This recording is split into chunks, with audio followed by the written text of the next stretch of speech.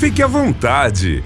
O podcast de quem está lado a lado com o trabalhador vai começar. Um espaço para mostrar as lutas e conquistas de um dos sindicatos mais atuantes e com maior relevância do interior do Brasil.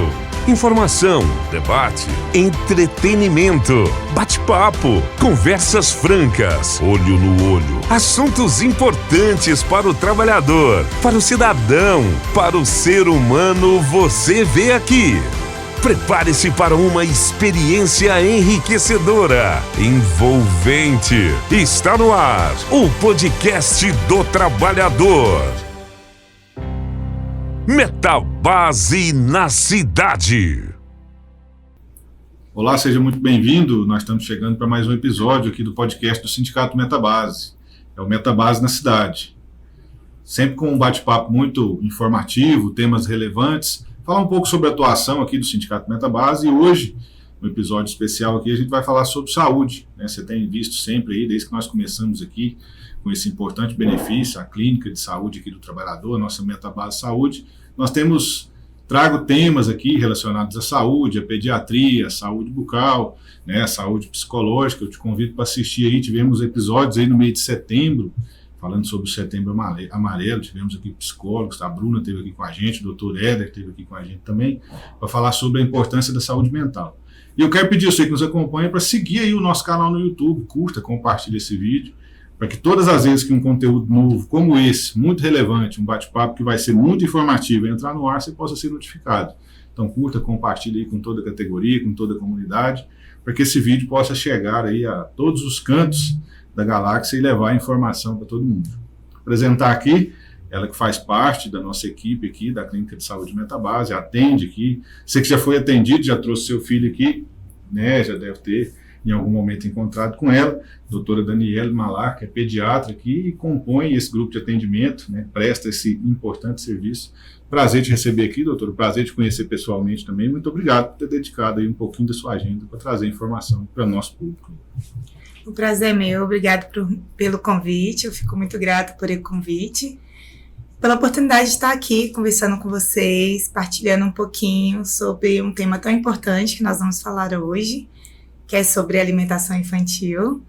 É um tema que eu sou apaixonada e que é muito importante porque muitas mães ainda têm muitas dúvidas sobre esse tema. É isso aí, né? Sempre que você acompanha aqui os episódios, né, que a Cefra está com a gente, né, o doutor Daniel já esteve aqui com a gente, os dentistas, a gente sempre fala sobre essa questão da pediatria, né, doutor? Acho que pediatria é quase que, né, eu gosto muito de falar que a pediatria é quase que uma vocação, né?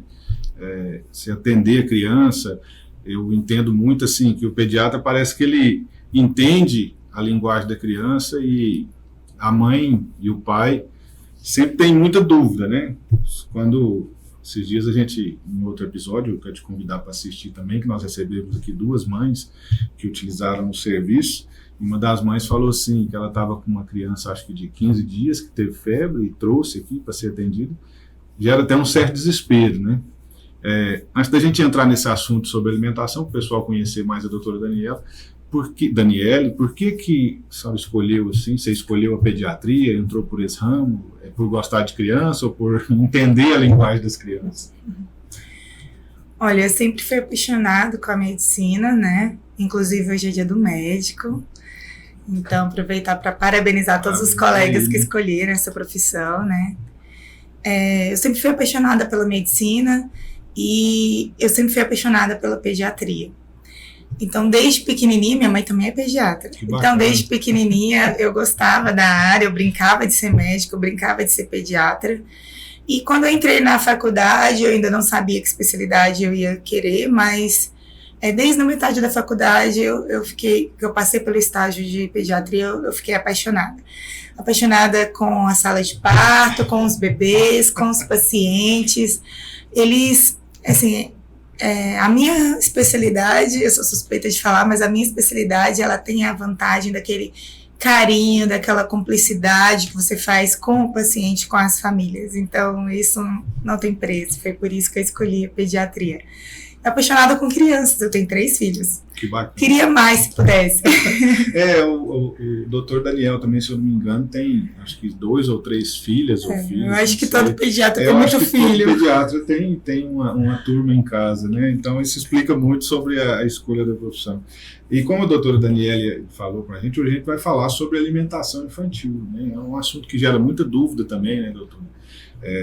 Alimentação infantil, quando introduzir alimentos, né, na alimentação da criança, né, em quanto tempo só o leite materno é ali o alimento que vai suprir todas as necessidades, né, do recém-nascido. Eu queria que você falasse um pouco para a gente assim, sobre isso, né, sobre o início ali da alimentação, para a gente falar sobre essa importância tanto da amamentação quanto de quando fazer essa ruptura também, né, deixar de amamentar e já introduzir alimentos. Essa questão dos 6 meses, isso ainda continua? Sim, continua. Tem muitas pessoas que têm dúvidas se deveria começar antes, mas não.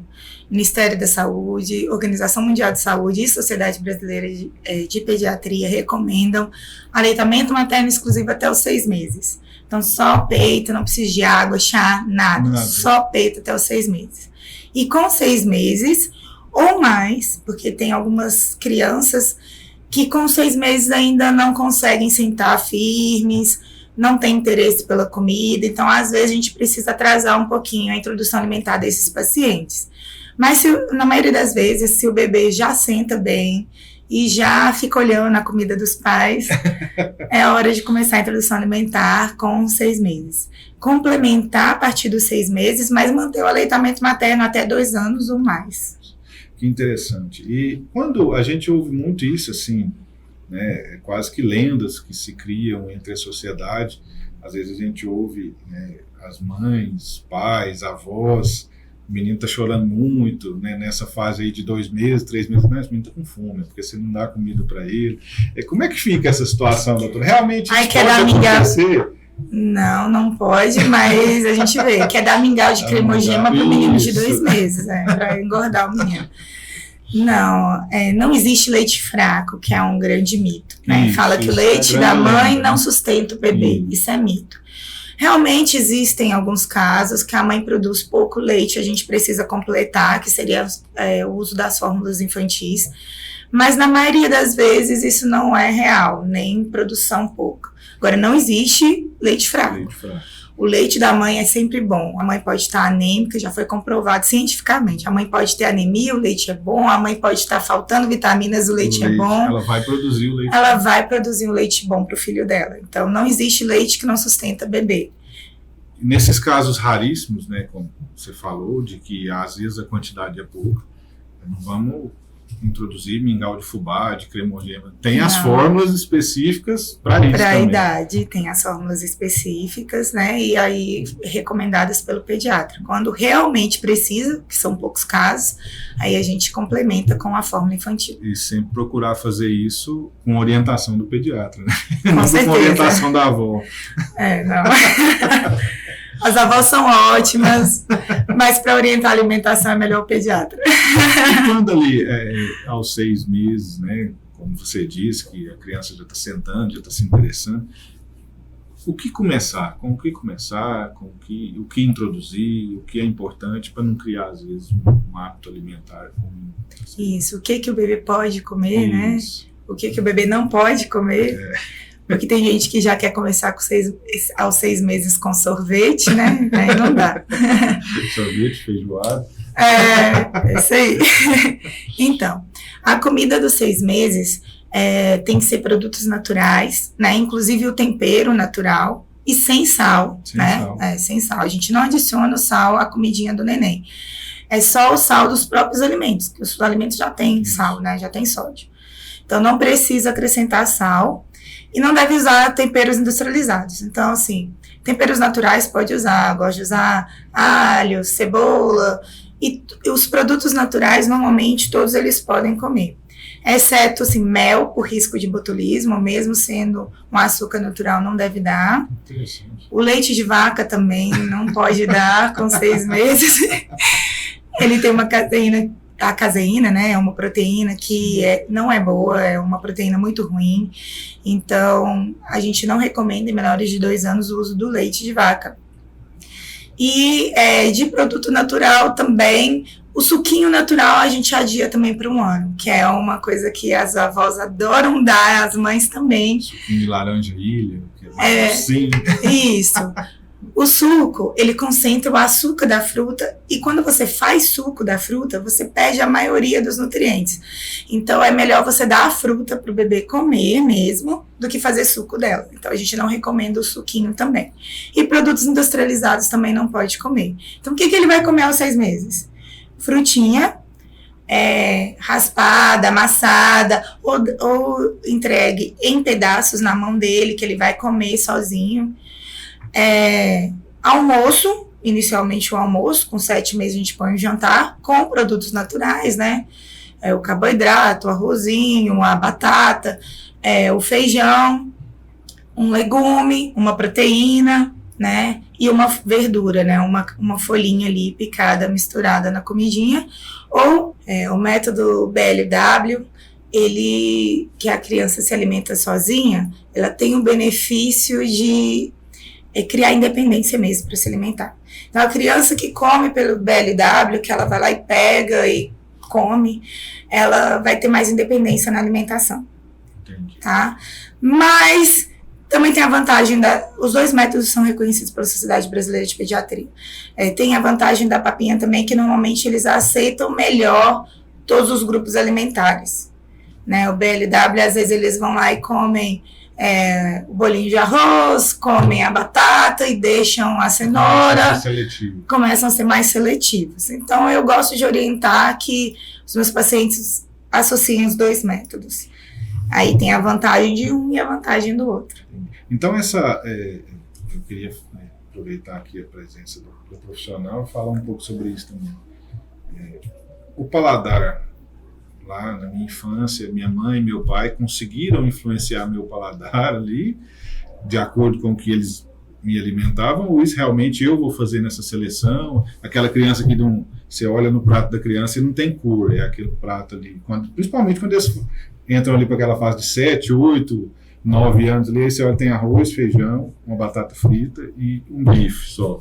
Isso dá para a gente mudar isso, ou isso é de toda criança? Nessa fase que está iniciando a alimentação, introduzir de tudo ajuda?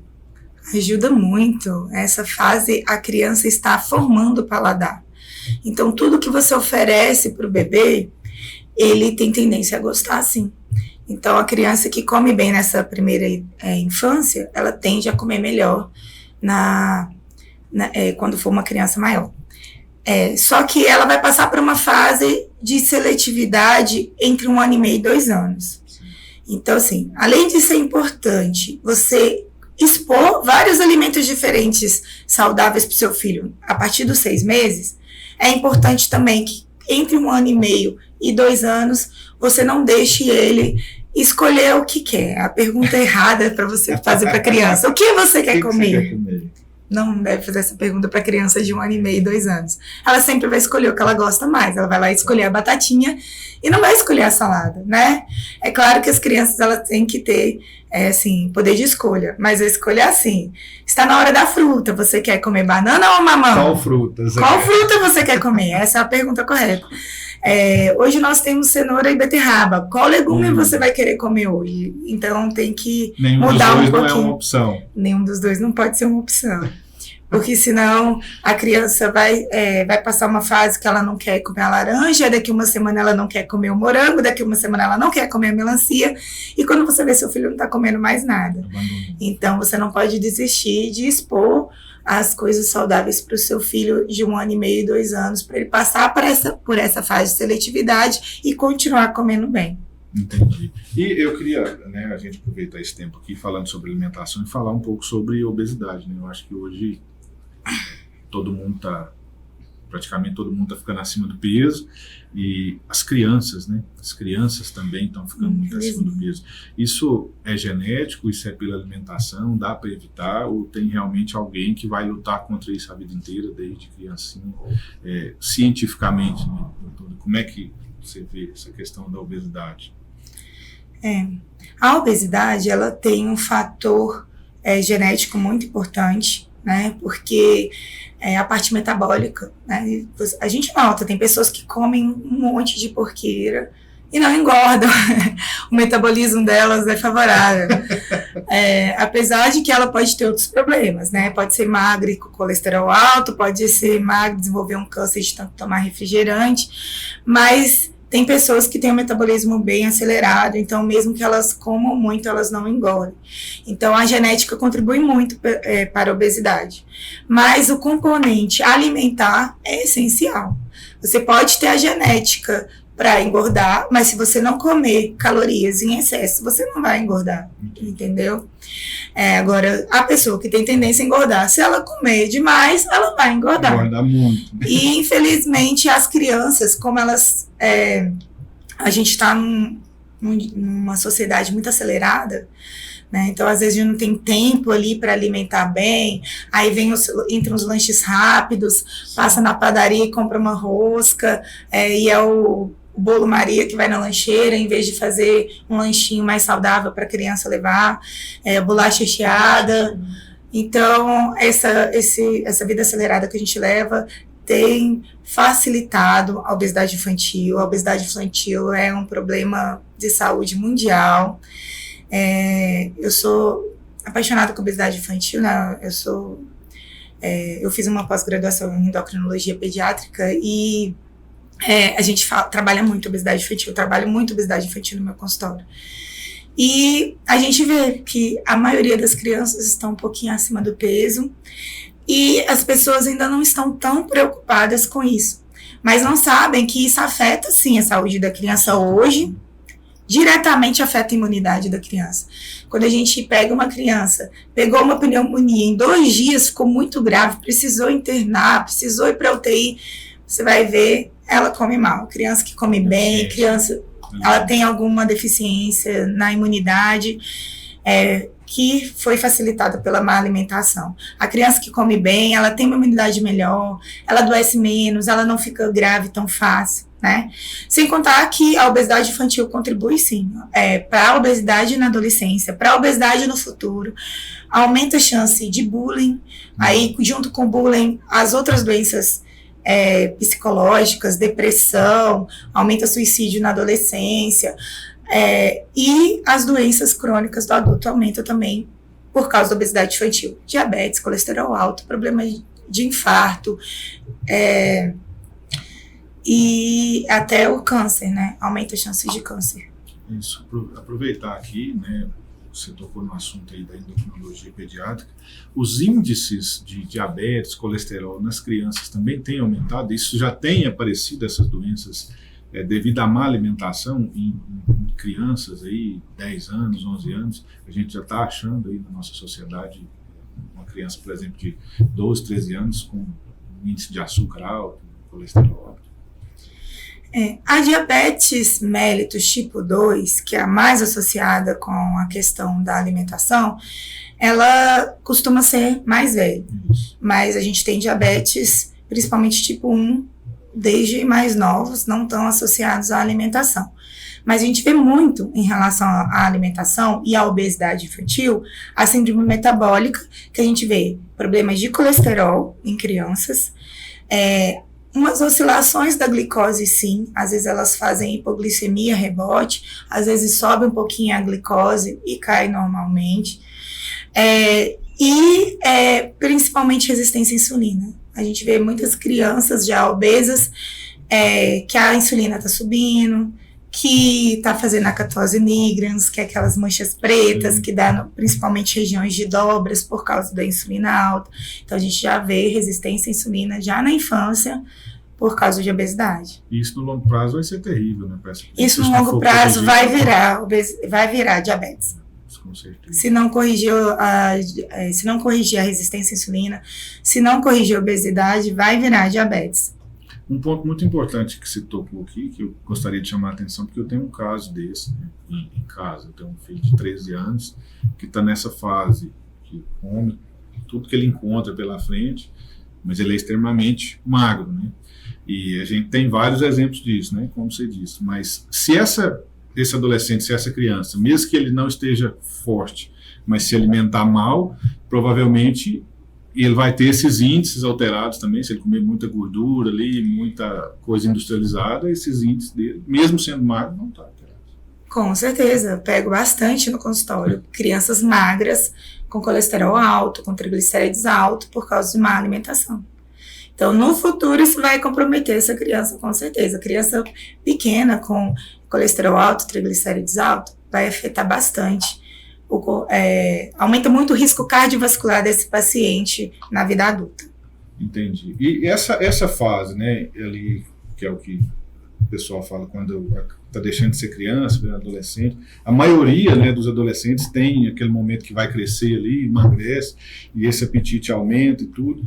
É preciso controlar isso, porque vai chegar um momento que aquele crescimento vai parar, e se esse adolescente aprendeu a comer dessa quantidade, depois ele vai se tornar um adulto obeso, né? É preciso ficar de olho nisso? Nessa fase eles comem bastante mesmo, mas a questão não é tanto a quantidade, mas sim a qualidade. Né? Se a criança que está crescendo, né, o pré-adolescente ou adolescente está com fome, não é que você vai deixar a criança com fome, só que você vai dar um alimento mais rico em proteína, mais rico em vitaminas, aumenta a quantidade de frutas, de salada e de proteínas dessa criança, desse adolescente, né? O ovo, a gente pode aumentar a quantidade de ovos para essa criança, para esse adolescente. A carne também a gente aumenta a quantidade, para não aumentar a fritura, para não aumentar a gordura, né? Isso que a gente tem que dar uma controlada. Massa, carboidrato. Você não vai deixar a criança comer um pratão de macarrão, sim, porque aí não é saudável, né? Tem que ter o equilíbrio dos grupos alimentares. É importante saber o que está comendo. Né? Exatamente, é o que está comendo. É isso aí. E eu quero pedir para você que está nos acompanhando aí para curtir e compartilhar esse vídeo, né? Muita informação relevante, né? Eu acho que todos nós temos aí nas nossas casas crianças, né? E é importante essas informações, né, vindas de um profissional aqui, como a doutora Daniele, falando sobre alimentação, sobre obesidade infantil, como prevenir e como fazer essa alimentação, né, doutora? E o importante oferecer de tudo para a criança, como a gente disse lá no início, para ela crescer um adulto. Eu acho interessante um termo que eles falam assim, um adulto que tem paladar infantil. Na verdade, às vezes é criança que está tendo paladar de adulto, né? Porque é verdade. A criança, quando é criança, tudo que você oferecer para ela ali, a tendência é ela aceitar. A tendência é ela gostar. Algumas coisas ela não vai aceitar na primeira exposição, mas a gente recomenda até 15 exposições para falar que a criança não gosta. Então, tem coisas que na primeira vez que você oferecer para o bebê, ele vai comer bem. Tem coisas que ele não vai aceitar, vai cuspir, daqui 2, 3 dias você tenta de novo e vai registrando quantas vezes você tentou aquilo ali. Às vezes, em até 15 exposições, eles acabam gostando do alimento mesmo, eles estão formando o paladar. E não é porque a gente não gosta de uma coisa, eu não gosto de berinjela, eu não vou oferecer para o meu filho, oferece, porque ele pode gostar de berinjela, um excelente legume, né? Então, os meus filhos são prova viva disso. Ofereci desde pequeno, na fase de seletividade, respeitei a seletividade, mas não desisti dos alimentos e comem praticamente tudo hoje. Tem essa fase que a criança vai estar ali escolhendo, mas é preciso o adulto não deixar escolher muito. Então, exatamente. Por exemplo, uma dica prática. Hoje ela está implicada com a melancia. Falou que não gosta de melancia. Beleza, deixa ela não comer a melancia hoje. Dê outra fruta no lugar. Não troque a melancia por um biscoito de jeito nenhum. Dê outra fruta no lugar. Daqui 2 semanas, 1 semana, você oferece a melancia de novo. Não desista da melancia. Então, a criança vai passar por uma fase que fala que não gosta de melancia, depois ela prova de novo, experimenta, filho, de novo, e volta a gostar da melancia. A tendência é voltar a gostar depois. Eu não comeu berinjela hoje, mas vamos tentar comer essa abóbora aqui. Semana que vem a gente volta na berinjela. E exatamente. Assim... Não desiste daquele alimento só porque a criança rejeitou uma única vez. Que bacana. Agradecer, né, você que nos acompanhou até agora. Agradecer essa nossa grande audiência, falar um pouco aqui sobre a saúde das nossas crianças. E fica aqui o nosso convite, fica aqui, né, nossa informação aos nossos associados, Tem muita gente que ainda pergunta a gente na porta das empresas, nas assembleias, se esse atendimento pediátrico é verdade e realmente existe mesmo. Estou recebendo aqui hoje a doutora Daniele, que é uma das pediatras que atende aqui, tem mais um grupo de pediatras. É verdade. Todo sábado e todo domingo, das 7 da manhã até as 19 horas, você vai encontrar um pediatra aqui no Sindicato Metabase, um atendimento exclusivo, né, para os filhos dos nossos associados. E o presidente Diego Aguilar entendendo também a nossa categoria, que tem pessoas de mais idade, para os netos também dos nossos associados. Né? Ficar aqui mais uma vez reforçar essa informação, que agora você que tem seus netos, né? Hoje a gente vive, né, uma geração que muitos avós estão aí vivendo com os netos, então seu neto precisou de um atendimento pediátrico, você vai encontrar todo sábado e todo domingo, das 7 da manhã até as 19 horas, um pediatra aqui no sindicato para te atender. E não é porque eu estou aqui apresentando mais os melhores, né? Uma equipe bacana de pediatras, muito atenciosos, muito prestativos. A gente só tem recebido elogios desse atendimento. Agradecer a doutora Daniele pelo tempo, pela agenda aqui e pelo serviço tão bem prestado aqui na Clínica de Saúde Metabase, né? Como eu disse, por onde a gente anda, as pessoas que já usam esse serviço têm elogiado bastante. Então, eu queria te agradecer por ter vindo aqui, trazer informações tão importantes e por esse tempo que você tem dedicado às nossas crianças aqui no Metabase Saúde. Muito obrigado. Eu que agradeço o convite, fico muito feliz com esse feedback positivo que nós estamos recebendo, né, do carinho das famílias que nós estamos recebendo, né, das crianças, né, as crianças sempre nos tratam com carinho. As crianças são ótimas. Mas a gente está tendo um feedback muito positivo dos pais, né, e isso tem nos agradado bastante. Nós estamos muito felizes de estar contribuindo para uma melhora, né, do atendimento de pediatria em catalão, porque nós não temos, principalmente nos finais de semana, é muito difícil achar um atendimento pediátrico, né, porque os consultórios estão fechados. Então, é um prazer fazer parte dessa equipe. E muito obrigada pelo convite, foi ótimo estar aqui hoje, falando um pouquinho sobre um tema que eu amo tanto, que é a alimentação infantil. É isso aí, né? Nós que agradecemos aqui, agradecemos a sua audiência que nos acompanhou até agora. Eu sei que assistiu esse podcast, vai assistir, vai compartilhar. Você está com dúvidas sobre, às vezes, a alimentação aí, que você tá com seu filho aí, quer mais esclarecimentos?